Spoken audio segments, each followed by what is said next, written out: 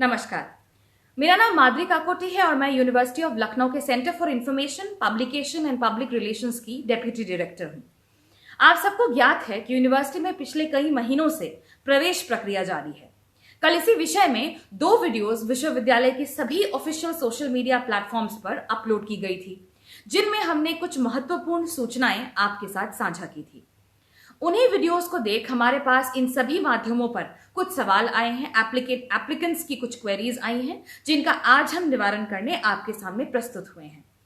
वैसे तो आपके समस्त डाउट्स, सभी क्वेरीज यूनिवर्सिटी वेबसाइट पर दी हुई यूजी पीजी काउंसलिंग गाइडलाइंस पर उपलब्ध हैं। आपको सिर्फ उन्हें खोलकर ध्यान से पढ़ना है।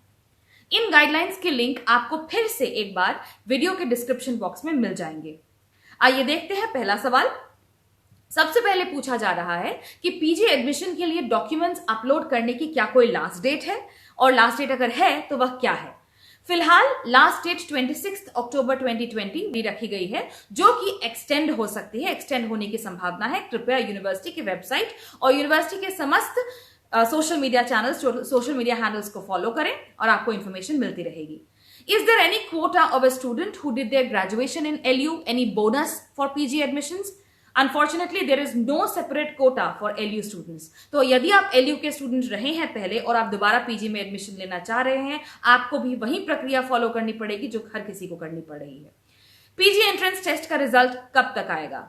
बहुत जल्द आ जाएगा आप लोगों के सामने, और आपको बस यूनिवर्सिटी की वेबसाइट और सारे सोशल मीडिया चैनल्स पर नजर रखनी है। रजिस्ट्रेशन फीस का ऑप्शन नहीं दिख रहा है। कहां जमा करनी है रजिस्ट्रेशन फीस? रजिस्ट्रेशन फी जमा करने का ऑप्शन एंट्रेंस एग्जाम के रिजल्ट के आने के बाद ही एक्टिवेट होगा। तब तक आप केवल अपने डॉक्यूमेंट्स अपलोड कीजिए और यूनिवर्सिटी के सभी सोशल मीडिया चैनल्स और यूनिवर्सिटी वेबसाइट पर नजर रखिए। यूजी एडमिशंस के बारे में जो वीडियो कल अपलोड हुआ था, उसकी कुछ क्वेरीज भी हम एड्रेस करना चाहते हैं।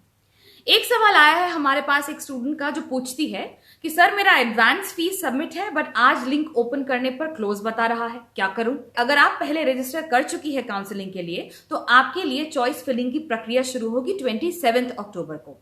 27 को आप पोर्टल खोलकर अपनी चॉइस फिल कर सकती हैं। दूसरा सवाल है एक स्टूडेंट का, जो पूछ रहे हैं कि क्या इस बार बिलो 1000 रैंक जनरल वालों को सीट अलॉट हो सकती है। एक और स्टूडेंट पूछ रहे हैं कि जिनका उनका एलएलबी में रैंक 113 था और उन्हें सीट अलॉट नहीं हुई है, और वो भी ये सवाल कर रहे हैं। आप लोग कृपया ध्यान से सुने। यस, आपको सीट मिल सकती है, लेकिन ये डिपेंड करता है कि आप क्या चॉइस भरते हैं, कॉलेज का भी, सीट का भी। लो रैंक के स्टूडेंट्स को एडवाइस दिया जाता है कि आप ज्यादा से ज्यादा चॉइस और ज्यादा से ज्यादा कॉलेजेस के ऑप्शंस भरें टू एंश्योर कि आपको सीट अलॉट हो। यानी सीट और आपकी अलॉटेड सीट अवेलेबिलिटी पे डिपेंड करती है, कॉलेज की भी और सब्जेक्ट की भी। तीसरा कॉमन सवाल है कि डॉक्यूमेंट वेरिफिकेशन कब होगा। आपकी डॉक्यूमेंट्स का ऑनलाइन वेरिफिकेशन यूनिवर्सिटी के नियमानुसार हो चुका है। फिजिकल वेरिफिकेशन रिपोर्टिंग के टाइम पर की जाएगी। रिपोर्टिंग का टाइम और डेट एडमिशन प्रक्रिया के सभी चरण समाप्त करने के बाद घोषित किया जाएगा। अगला सवाल है एक स्टूडेंट का, जो कह रहे हैं कि जो स्टूडेंट्स लेटर लेकर अलॉटेड कॉलेज जा रहे हैं, वहां उन्हें एडमिशन फॉर्म और फी उस कॉलेज का देना पड़ रहा है, और इसको कंसिडर क्यों नहीं किया जा रहा। Now it is clearly mentioned in our counseling guidelines that Vishwavidyalaya is only taking the fees which will be adjusted against the enrollment fee and semester 1 examination fee. जो remaining fees है, if any, that has to be paid at the concerned college. एक सवाल है allotted subject के change को लेकर।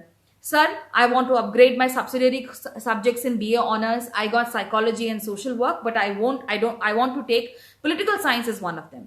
एक और स्टूडेंट थी जिन्हें इकोनॉमिक्स मिला है, मगर अब वो पढ़ना नहीं चाह रही है।